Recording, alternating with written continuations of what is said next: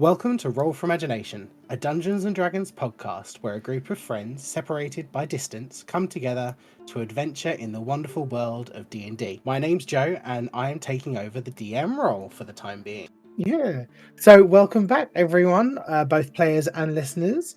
So what we're going to do is we're going to go down our list and we're going to have an interesting fact from everyone about your characters. So Ashlan, would you please give us an interesting fact about yourself? Yeah, so Ashlan's fun fact is that he keeps little snack baggies in his little adventurer's bag full of like Cheerios and stuff like that. Little road snacks. He got travel mix. So Cheerios are now Yeah. a thing in Favalonia. Okay, I will have to bear that in mind. That's canon. it now. Cheerios are now canon. Wonderful. Just another thing for me to add to my notes. All right, Doran, would you like to give us an interesting fact about yourself? Yeah, Doran is missing his little toe on his left foot. He lost it when he was a child, when he was playing with his older brother, Hugo, and he accidentally cut it off whilst playing around with a knife. I mean, to be fair, the human body doesn't need the little toe anymore, so I'm sure it doesn't really have any effect on your balance in fighting, but we might see if you get any disadvantages sometimes if it requires... Oh, you shouldn't have said that. Oh, no! Because you made it canon. It's now true. Your little toe's not used, though. You don't need it for anything. No. Ebony, please give us a fun fact about Ebony. This is not about toes or feet. On her travels about 4 years ago, Ebony found a dog on the street. The dog was starving and weak, and Ebony helped to nurse it back to health. And they were best friends for 2 years until she had to travel and get on a boat and the dog wouldn't come. And that was the only living thing that she's been consistently kind to in about 10 years. I don't know whether that's cute I'm or both sad. happy and sad for the whole situation. It just followed her around for 2 years and then wouldn't go with her. And yeah, she's never been that kind to anything in 10 years. Okay. I mean, animals are better than people. Fully agree with you. Absolutely fully agree with you there. I feel like she thinks the same. As of the last 10 years, she thinks the same. Totally get that. Leor, would you like to give us an interesting fact about yourself? So Leor is an avid believer in the Greek god Apollo. Yeah, kind of. End scene. Yeah, end scene. End scene. Firm believer, follows everything, so loves the muses, all that sort of stuff. And yeah, as DM, I suppose I should at least contribute an interesting fact about one of the NPCs we've met so far. So one of the previous NPCs that we've met so far, Heather Hardshell, as she said, she was an adventurer. She is still technically an active adventurer of the Siren's Wing. So while she isn't necessarily the most rough and tumble adventurer, she does help to supply the Adventurers Guild with a regular stock of healing supplies for their in-house cleric healer. Interesting. Cute, fun. Hastily writes down in his notes. I've already created that character. I have. He's ready to go whenever. But yeah. So I'm Before we move on, though. Oh yeah, go for it. There is one player who is on their way. The wonderful. Late. Yeah, the wonderful and skeeving Drakios, aka Brandon, unfortunately is stuck traveling from wherever he is to wherever he has to go. So for the time being, I think we are meeting Ebony, who people may have noticed has a little bit of history with Drakios, to maybe give us a little interesting fact about him. I've not discussed this with Brandon at all, but I feel qualified to give a fun fact and the whole podcast falls apart. So Drakios isn't very lucky with the ladies. He's not got much game. And the one date that he's been on in the last 2 years, he farted and it was that bad that she left. And that's my fun fact about Drakios. That's canon now. That's canon now. And he's not even here to defend his honour. Bless him. He's not. That's what the happens poor when you're scaly late. bastard. The poor Drakios scaly is bastard. a dick, but this was so much better. Oh yeah, Yeah. absolutely. I didn't feel like a fun fact, but just more shade. Just shade thrown at him for no reason. I don't know. That's true. Fun for us. Would never. did say fun for us, Ebony's not for point him. of view, didn't we, as well? So Is it from everybody's point of view, or is it just canon? Is it just facts? I mean, is that just what happened? who knows? Who knows? Some bias was definitely in that fact. Just Anyway, thought I'd Not share. that we're complaining. Yeah, well, thank you for all of our wonderful, interesting facts about our characters and NPCs. So, I'm going to read a brief summary of what went on the past 2 episodes, and then we're just going to jump straight into the adventure. Alright, guys? Previously on Roll for Imagination, we were introduced to our newly formed group as they joined the Sirens Wing Adventurers Guild. Having made their introductions, they were sent on their first probationary assignment to locate Freya Marnes, a young furbolg who has close ties with the local apothecary. With the help of a young boy named Patrick, the group travelled to the hamlet of Highbliss to investigate Freya's unusual behaviour. After meeting a rather unabashed barmaid, they were introduced to Irvin Ortiz, a personal guard of the Lord of Ambercliff. From discussions with the man, the group were informed of rumours circulating in the local villages of people disappearing without a trace.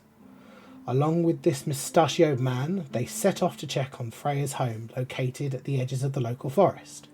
Their travel was suddenly halted by the screams of distress from an unknown source. Without a second thought, the group raced through the streets to the origin of the screams.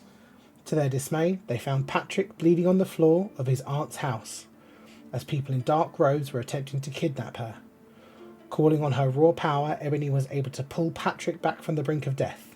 The party then turned on the would-be kidnappers and completely annihilated them. As the last home invader falls to the floor, you are all struck with the realization that this simple mission may be more complex than you initially expected. So, all these that you've got, how many was it? 4, 5, 6, 7, like 7 or 8 cultists are now dead on the floor of this screaming woman's kitchen. Patrick is like just about clinging to life. What do you guys do? I freed her of her bonds, didn't I? Yeah, and she is still currently just sat there. Or not sat there, she stood there going, ah! Yeah, screaming right in my face. Oh, yeah. I recall. Yeah, okay, cool. That's fine. Are we out of initiative? Yeah, initiative is finished. You've finished the battle. There is just a bloody mist across this once previously pristine kitchen, and there's just cultist guts everywhere. Okay, I'm just going to look at Patrick and just make sure that he's stable enough that I don't need to do anything else. Yeah, well, as you go to look down at Patrick, Irvin is already at his side, making sure that his wound is being packed and correctly dressed. You can see that even though he has been quite stoic and quite rude about the lower class potentially compared to him, he is clearly very dedicated to his job of protecting the people, and he's there. He's gotten out like a first aid kit. He's packing the wound. He's making sure that he is fully stable. Irvin turns to you and he looks at you, Ebony. He goes, "You did the right thing.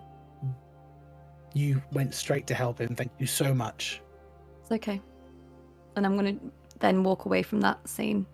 You still have his aunt screaming in the corner, just staring at her grandson, and then all these dead bodies, and just like, Well, if she is still screaming, Doran is just going to clean off the blades, like on like the tape, like a cloth on the table, and then just put them back in the sheaves, and just walk over to where he put his coat on the coat hanger, and just don his clothes. Just leave her there because he's tried speaking to her. She's just ignoring him. She's screaming. So you tried to speak to her before when there were still cultists around. You could always try again if you want to. One and done. That's how I'm dealing with it. She's clearly deranged. I'm out. The woman has lost her mind. She's hysterical. No, Doran's just going to walk over and kind of put himself back together again, roll his sleeves down, tuck his shirt back in where it might have come out, and kind of put his jacket back on and stuff. Leor, did you have anything you were going to say? I was going to say, in the tradition of D&D, I'd like to loot the bodies, and I want to check. I want to check to see if there's anything that's giving indication of who and what they are. Like, we established they were cultists, but like, if there's a symbol. Roll an investigation check for me, please. First roll of the night. As he's doing this, That is an 18. Sorry, you go. Ooh. Okay, not bad. Doran just wanted to kick one of them just to make sure they're dead. Absolutely, you can kick those corpses. Yeah. Do you remember, if I remember correctly, Doran actually not only bisected but trisected one, so you can just in that head around. Like, I'm not gonna bother to one. kick the decapitated head. It's more the ones that I did personally kill. I'm just gonna double check. Just double checking, just giving them that last, push towards zombie the light. land. One zombie land, Yeah. I've got a double hit. Double tap. Like it. Double tap. Ebony's giving an approving nod from across the room. Cool. She's starting to think Doran's pretty cool. So, Leor, are you just focusing on the one, or are you slowly working your way around? I guess a little bit about focus main on the one near me, but if I'm not getting my answers, sort of like that's fine. We'll pass on to another character. So, as you're rifling through this, so the robes are like just a dark, simple black robe. The hood is pulled up, almost like Assassin's Creed eagle, but it's not as like exciting as an eagle. It has what almost looks like the semblance of an open snake's maw with fangs. Okay. And around the cultist's neck, you find an amulet, which is a skull of a snake head with some bones. So the central aspect of this necklace is a snake skull, and with just some bones, and then it's just on like a leather strap around his neck. And then, are you going around all the others as well? Yeah, I'll start off with the amulet, seeing if they all match up first, and then if there's any cash. Yep. I was waiting for that bit. Yeah, so you find a total of how many did I say it was? 4, 5, 6, 7. So you find 7 of these. They're not exactly identical because they are genuine snake skulls. They're bones. They're some of them might have some beads woven in to the leather. Some of them might have, like, you might be able to distinguish that actually that's a rat bone, whereas that one's a bit smaller. But it's the same principle. It's a snake head with these bones, very grim looking shit. They've just got some really crude daggers on them. Not really much for you to really be excited about there, but they have 50 gold between the lot of them, which Leor, you may do with as you wish. Are they all the same race, or are they different races? They are. Why would you do this to me? They are just human. Just human. Just They basic human. have their IDs basic on bitch them. human. Yeah, no IDs. They are. What is their star sign? That one's a Virgo. That was Okay. a Pisces. There's nothing really standoutish. It's a mixture of men and women, so it's not just like it's a load of men being absolute arseholes as men normally are. It is like a collection of men and women, just with these matching as similarly matching necklaces you can find, with these dark robes that resemble like a snake. Cool. Thank you. All right. Anything else that anyone wants to do? Can we talk to the lady, the one that's screaming? What's her name? Do we know? You don't know her name, but Okay. I'm going to say that Patrick is about himself enough to have whispered to Irvin to say, "Is Aunt May okay?" Aunt May. Okay, I'm gonna go over to her. All right. And I'm gonna kneel down next to her. I'm guessing she's still sat on the floor. No, she was standing back in the corner, but you can kneel down if you want. Oh, no, I won't More if she's than not. More than likely, stop screaming like a banshee. Okay, Yeah. yeah, I'm gonna go over and just say, so I'm assuming you're Aunt May? Do you give me a persuasion check? So how do you want this to come off? Do you want this to come off as you're trying to talk to her, as in like you're trying to intimidate her out of this hysteria, or are you trying to talk to her as if to calm her down? It's very obvious that I'm going to ask her for information. I'm not pretending to be nicey here. However, I'm not trying to come across like trying to scare her. For want of a not straight answer. We'll go for a persuasion check then. Yeah, it's kind of like it would be persuasion, and if she's not giving me what I want, it's going to turn into intimidation. Drakios seems to have woken up from his little slumber in the corner of the room. I think the last thing he did was belch a load of fire over a cultist and burn into cinders, so he's probably just finished hacking up all those ashes. Cool, and now the lovely Ebony is now going to roll me a persuasion check to try and see if we can get Patrick's Aunt May out of her hysteria.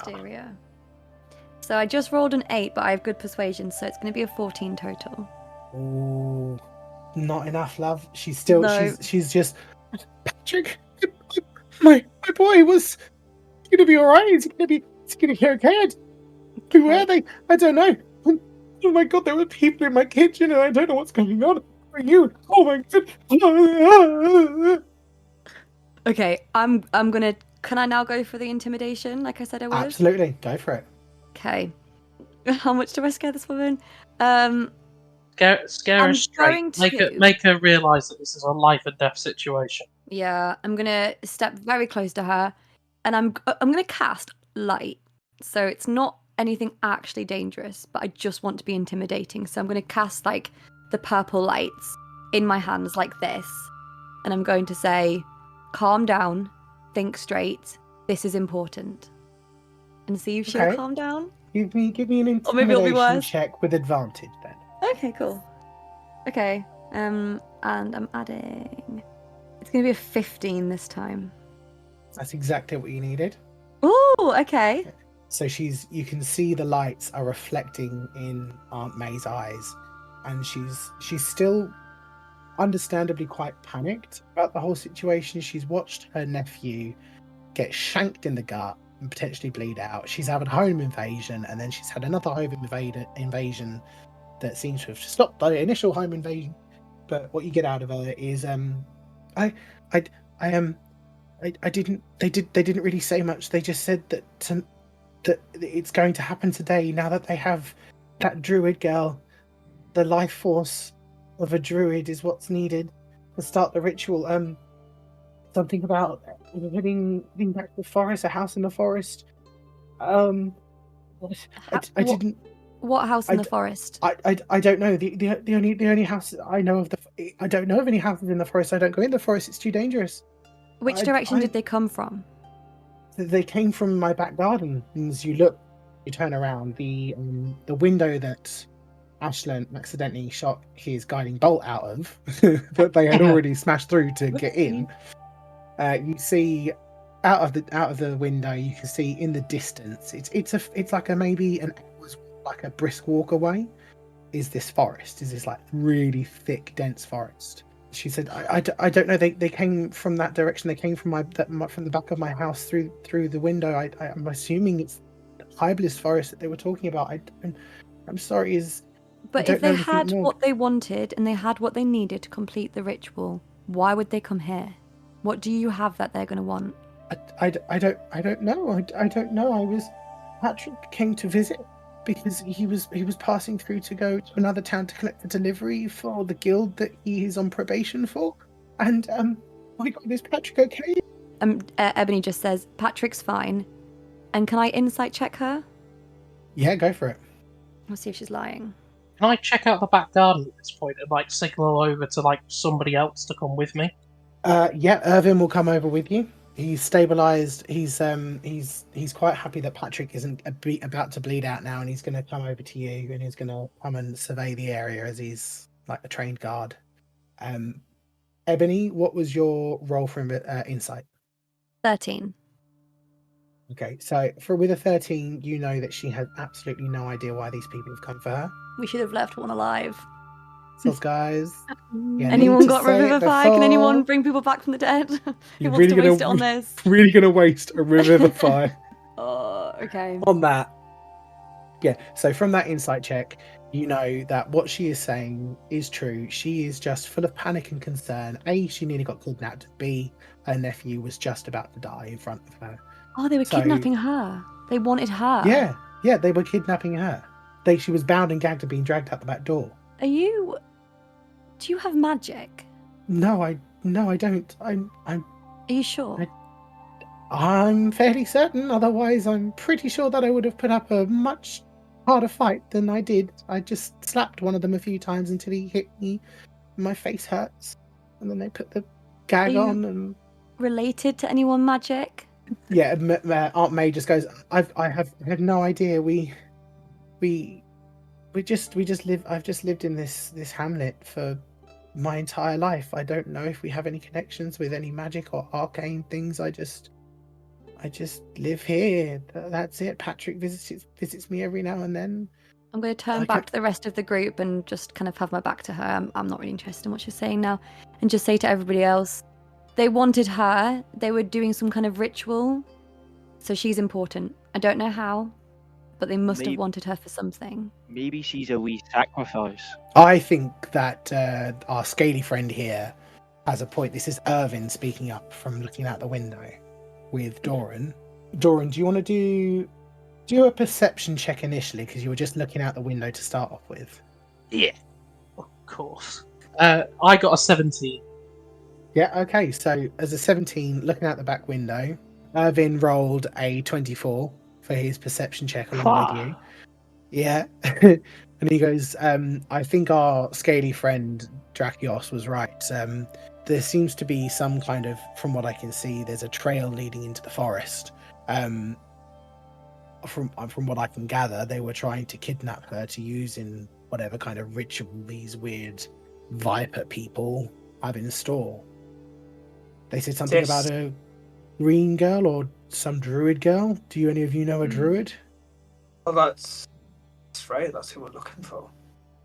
Yeah, she wasn't That's specifically noted as a druid, but yeah. No, she was supplying the. Do you mean Heather? So you think it could be Miss Marnes that they were talking about? Oh, she's missing. That you believe. No one's seen her, granted. Okay, so as one of the captain of the guard of Lord Constantine's retinue, I am going to assign you 5 adventurers as the initial task force for dealing with this. Aye. I want you to go ahead and investigate the Marnes building. See if there's any information there, any clues there, anything like that. I'm going to take Aunt May, was it? And what was the child's name? Patrick. Patrick. I'm going to take them back to the absent farmhand. I'm going to have everyone congregate there. I'm going to organize everything, and then I will be after you as quick as I can. Okay, fair enough. I appreciate your willingness to assist in this situation. He's going to briskly walk away. He's going to scoop up Patrick as gently as he can, and he's going to usher Aunt May, and he's going to head out the door. He's going to turn back to you and go, by the way, about an hour's brisk walk in that general direction, I believe that is where the Marnes residence is. So he tells you how to get to Freya's house. Towards the woods? Yeah. Cool. Before they head out the door, I'm going to take 8 gold coins from the 50 that I found and just fold them into Aunt May's hand and just be like, for any damages for your house. Oh yeah, because you gave her a sky roof, didn't you? Maybe. Yep, one of your air drill. Your Hey, Leor, Leor comes with renovations. Every so often. He's an interior designer. Yeah. Man of all trades. Master of none. Oh, yeah. Looking back at the team, if we're going to go into the forest, there's 7 of these snake amulets and 7 robes. Can I suggest we'll take one each? Is that wise? At least in our backpacks. We don't have to wear it now, but if we're dealing with cultists and we need a way in. I think that's a good idea. I can also use disguise myself to help us sneaky weaky in. Be all sneaky beaky like. Is it? Sorry, could you clarify, Drakios? Was it sneaky weaky or sneaky beaky? A bit of both. Okay. Depends on if you're going for the whole like Naga situation or a Garuda situation. Okay. So with with Doran's original perception check, you can see some tracks that you assume are heading towards the woods, and with the extra information that Irvin is giving you, you are able to take a brisk 1-hour walk towards where he was pointing, and you come across a tiny little thatchet house. Whilst we're on the walk, I am going to give you guys the opportunity to do a short rest if you would like, because I know some of you got a little bit beaten up and used abilities. So I'm going to let you have a little short rest as you're walking. You're just walking effectively across fields. It's not that exhausting or tiring. This house that we're going to rock up to after we've had our little wander, is it in a clearing in the woodland? So is it isolated, or is it surrounded by trees? No, okay, so you come across a relatively small hut just on the outskirts of the dense forest of Ibis. It appears very simple but well kept, with a small garden growing vegetables and mixed wildflowers. The light buzz of small insects as they flit about the garden gives you a sense of someone living a quiet and minimalistic lifestyle. That's what you see. You come across this very small, like kind of a little cottage, a little family cottage, literally just on the outskirts of the forest before it gets like forest. What would you like to do? You've come across this lovely little quiet home. Before we get too close to it, can I just kind of hold everyone back a sec and say, I think we should approach subtly. Agreed. Are there any like birds around? Animals? Apart from insects at the moment, no. Oh, damn. No. Okay. Okay, so how do we want to do this? I think we should put the robes and the amulets on, and I should use disguise self, and we just be stealthy. But what if there's something in there that doesn't support the cult? We don't know what side something in there could be on. Maybe just wrap the amulet around your wrist so it's hidden by a sleeve, and then if there's a moment where you think they could be, you show it to show you're one of them. Apart from that, don't make it too obvious. Can anyone detect magic? Everyone goes straight to their D&D Beyond. I was like in unison. I don't have to do anything this time. I'm just thinking, because if these amulets are just for show, then we could put them on. But if they're magic, I'd be wary putting it on before we know what it can do. We're like at the edge of essentially a collection of trees. We're kind of holding before we go towards it. How far away is the property from where we're at currently? Would you say we're about 30 feet away? Yeah, sure. You could be about 30 feet away. Why? What are you doing? Please do not firebomb the place. I'm not. Can I use Mage Hand to open the door? Just so we can. Yeah, go for it. All right. I used the cantrip Mage Hand and the door to open the door so we can just see in a little bit at least. Do a sleight of hand check for me. Oh god. Oh god. Better than my idea. I was just going to throw a snowball at the place. Natural 20. Well done. First natural 20 of the night. Hell yeah.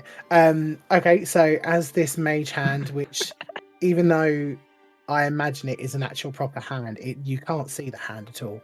All you guys see is this doorknob slowly turn and just the front door slowly creaks open. How far is he pushing it? Is it all the way or is it just a sliver? Because you guys are 30 feet away, so I don't know what you're going to see with a sliver of door. Most of the way. Okay, yeah, then Drakios' mage hand goes and pushes this door open for you. And there's an open door. What can we see through the door? You can see a little kitchen area. Okay. Sorry, just to jump back a sec, did we check the amulets? Leor gave each of you one to hold. Yes, I'm just trying to. I just want to know if they're magic. Can we not check? Does no one have it? Nope. I don't have magic, but would I not be able to just like have a sense, or does that not work in that? Who's proficient in Arcana here? Me. Well then, Doran, would you like to do an Arcana check on your amulet? 11 plus 5, that is 16. Okay, yeah. While everyone else is looking into this empty, vacant doorway, I'm assuming you followed Leor's instructions and you wrapped it secretly around your wrist so you can flash it. You're looking at it, you're inspecting it, and you feel the ever so slight hum of Arcana, but nothing big. It's like the barest, faintest sliver of Arcana is inside this snake skull. And if you want, you can check with everyone else's. It is exactly the same. It's like the tiniest sliver of magic is inside this amulet. Okay. I'm just going to look down, just kind of go, I'm not sure of the specifics, but there is something archaic, but marginally. I mean, a rock that is close to a magic tree would probably have more of a magic presence. It's slim. I still feel like we shouldn't put them on unless we have to. You can always keep it in your bag. You'd have to. Yeah, I'll keep it with me, but I'm not going to put it on just yet. Okay. Yeah, I'm gonna probably just stick it in my little backpack because I don't quite trust it.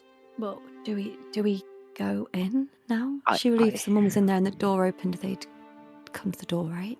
I think so. Unless they're restrained. I'd imagine so. Shall we go slowly, carefully? Can anyone be invisible? Not quite, but I've got my little dragon Triggered. friend who might be able to slip in.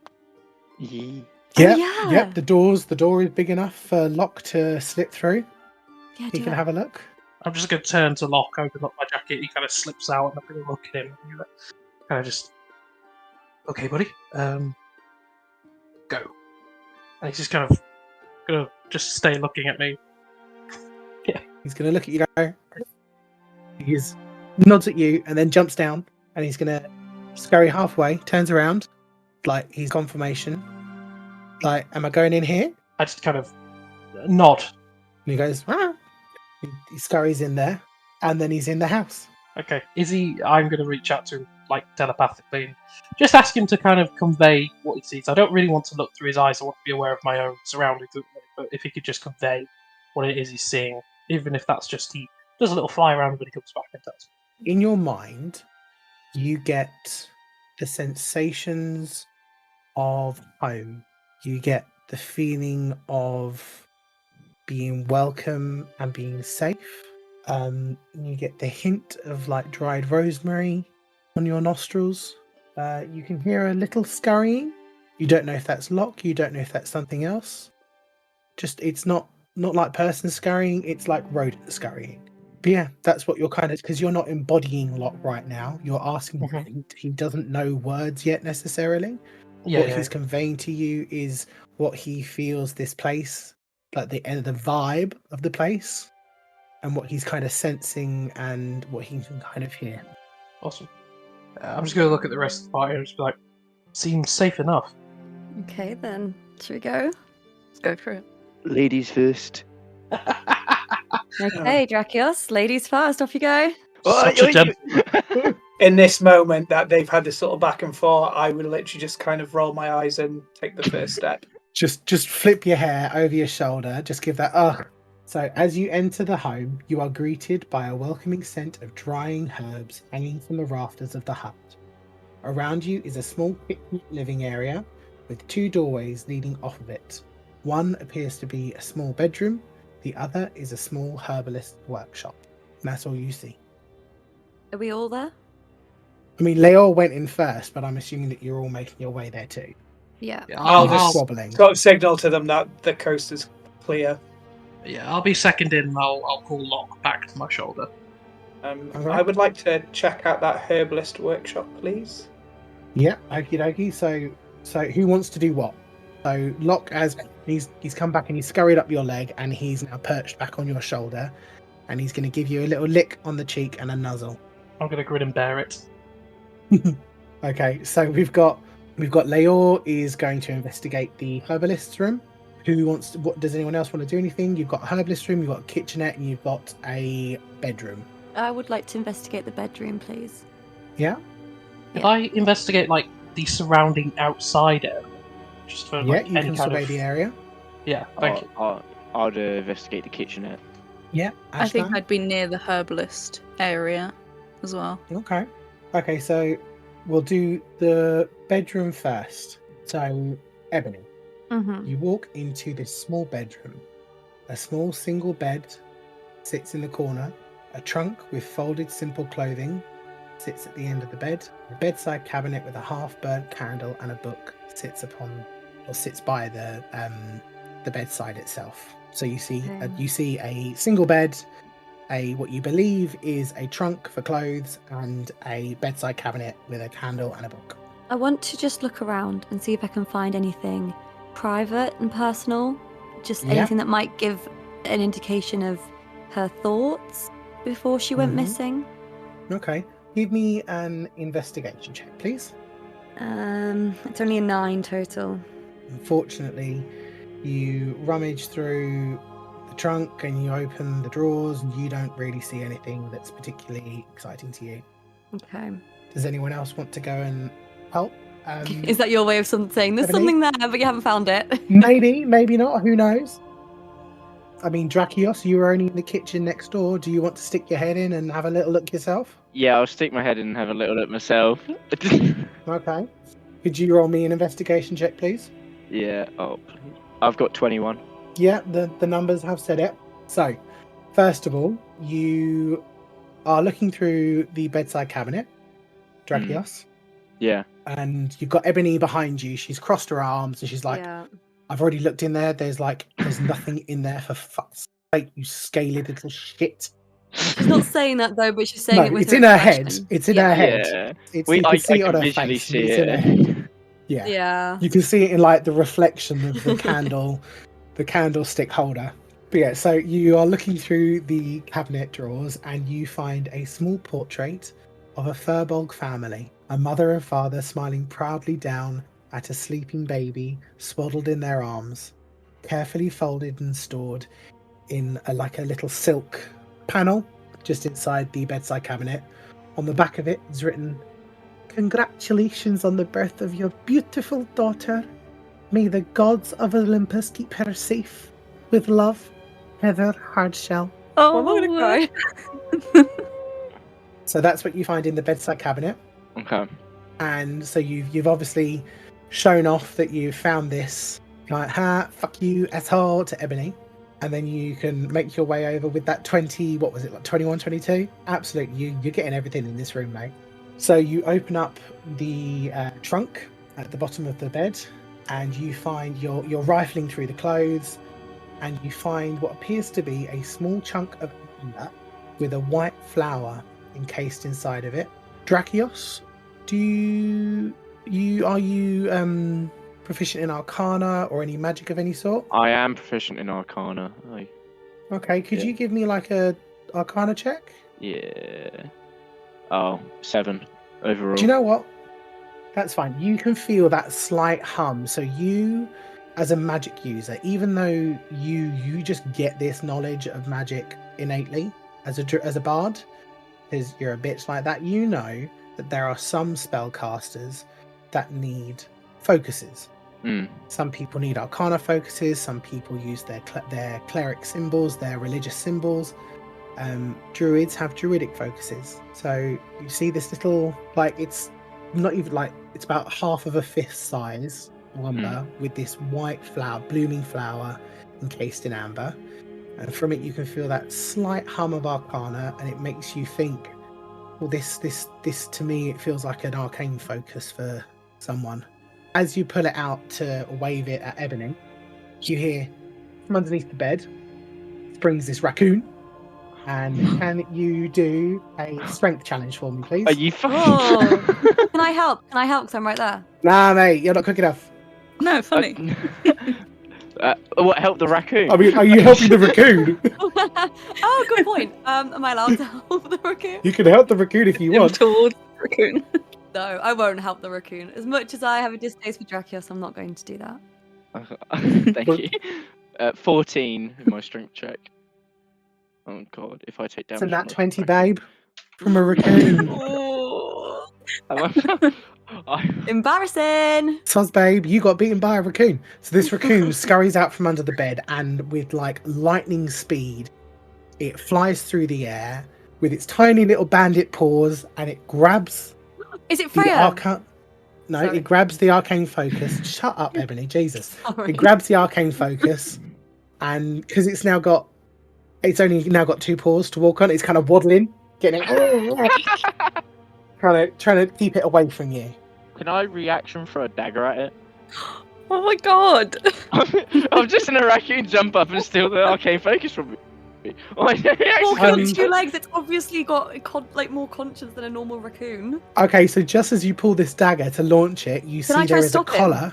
Oh. Yeah, you can try and stop him, but you can see there's a collar on this raccoon that has like a little tag dangling down where he's standing, and he's trying to hide this amber from you protectively. You can see the little shining of a collar. So please don't stab my cute NPC.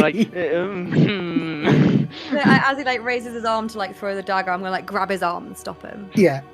Okay. What are you doing? It stole it. It wasn't yours. It was not easy either. Or hers. It could be. It could be. Maybe we can speak to this. If this thing's been here a while, maybe we can try and speak to it. I do have animal friendship, actually. I could have probably used that instead. There we go. I mean, as a DM, I had looked at what spells you had prepared and was expecting you to do that, not to try and murder my NPC. Okay. Oh, for God's sake. Can I use animal friendship, please? Yes, of course you can use animal friendship. Tell me what that does. Alright. The spell lets me talk to a beast without causing it harm. If the beast's intelligence is 4 or higher, the spell fails. Otherwise, the beast must, or creature must succeed on a wisdom saving throw. Okay, so cast. So the wisdom saving throw has to be 13. I've cast it. That's perfect. It has got a 12. Oh, thank God.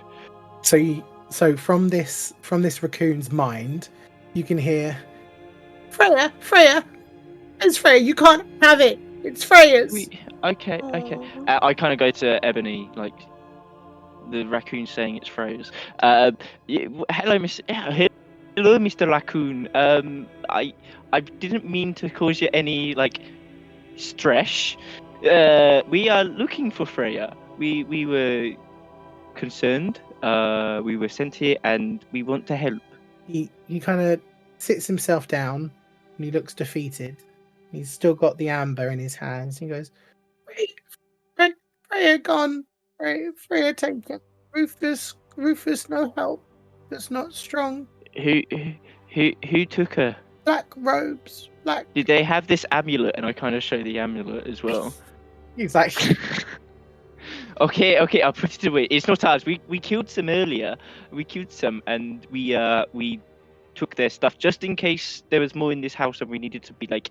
No, this Freya and Rufus home.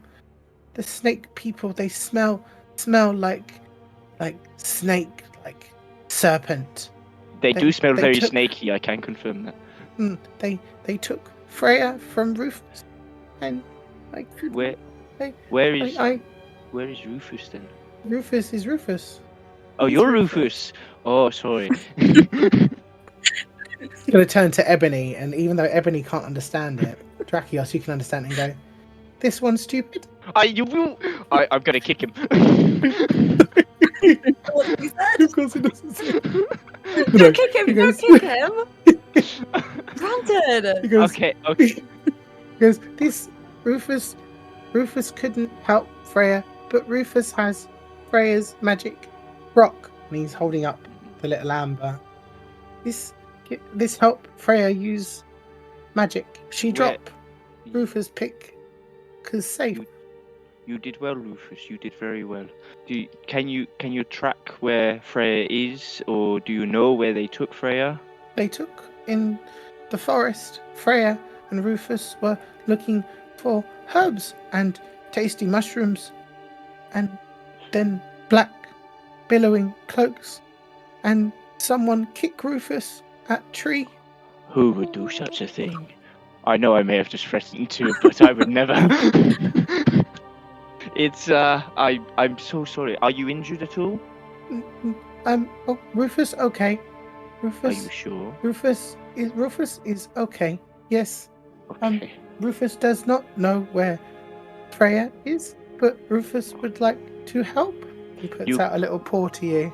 I put out my dragon scaly paw back, and we kind of touch. And he's just gonna hold your claw, and he's gonna shake, because that's what Freya's taught him to do. You can come with us, Rufus. I promise. There's a few of us. Some of us are a bit meaner than the others. I'm probably the nicest one out of the lot. So don't listen to her. Does that come out as raccoon or does that come out as common? So Rufus is gonna, under one arm, he's gonna clutch the amber, and on the other arm, he's holding onto Drakios's finger, talon, nail, whatever you call it, and he's kind of waddling like a toddler. Would like you a like penguin toddler? that rock? Would you like me to put that rock in my bag so you can have both hands? Rufus, keep, Okay. please. Okay. Yeah. It's all good. Screw it. Right. Okay. So in my world, they have a little primordial mammal pouch, so he's going to stick it in his little pouch. Sure. He's got a little bandit pouch in his belly.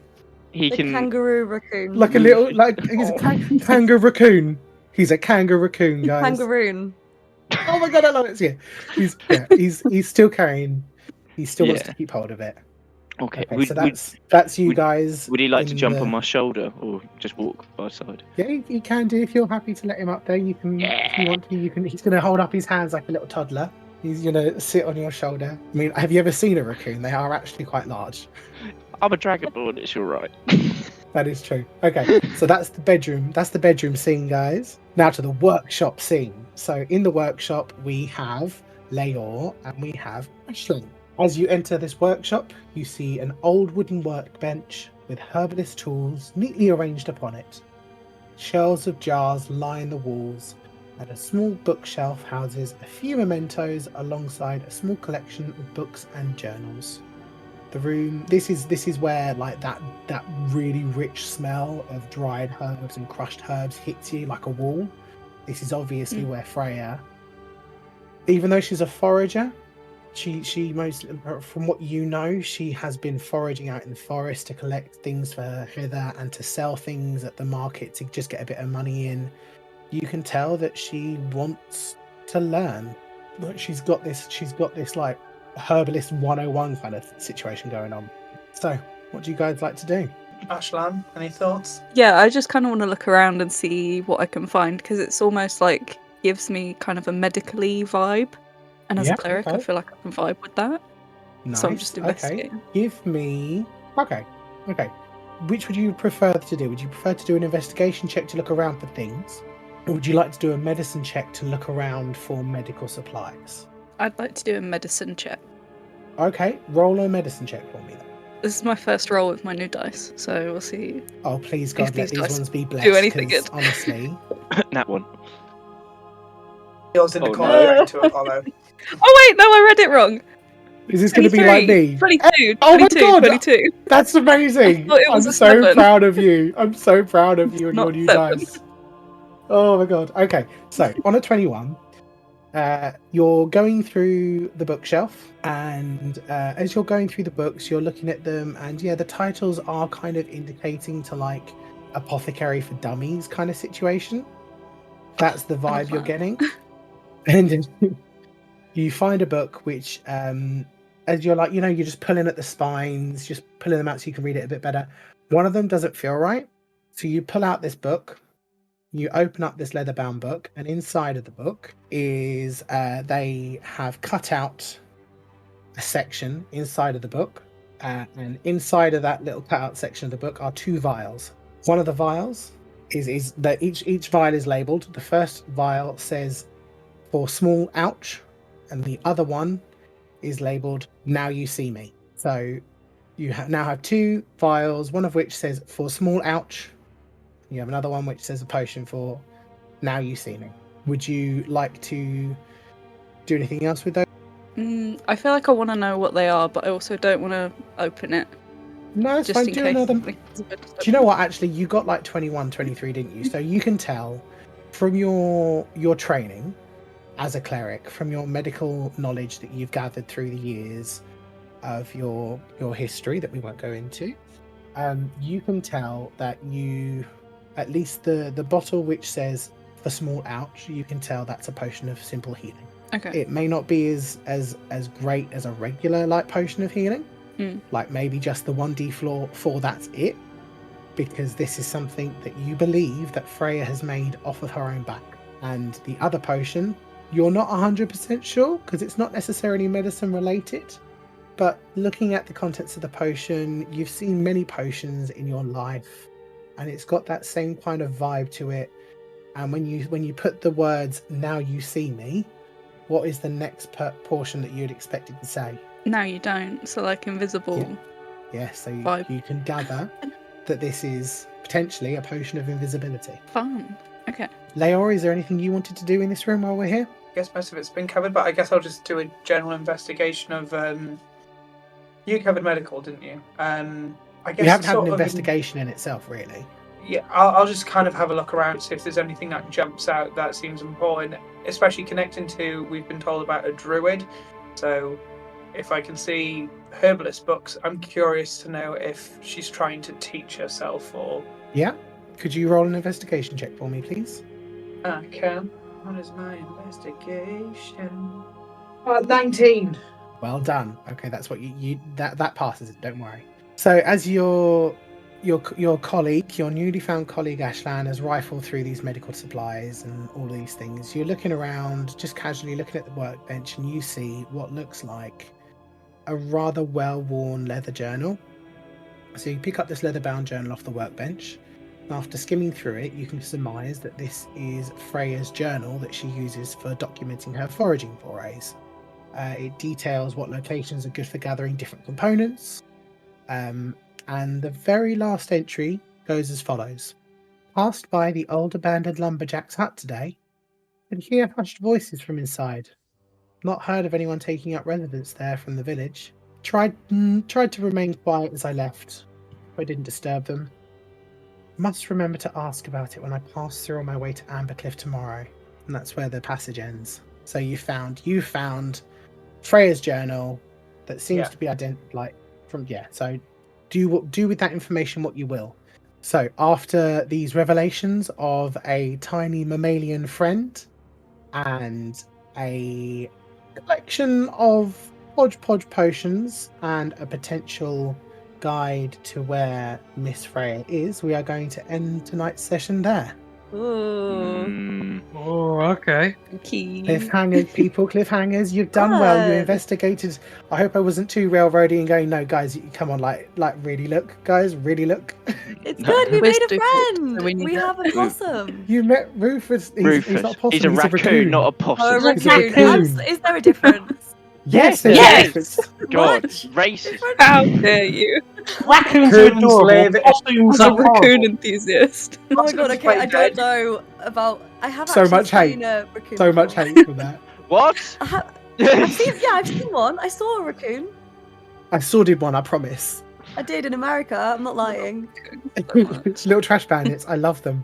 Okay, Let's so go. we Avril will Lavigne take. was a great Alright. possum.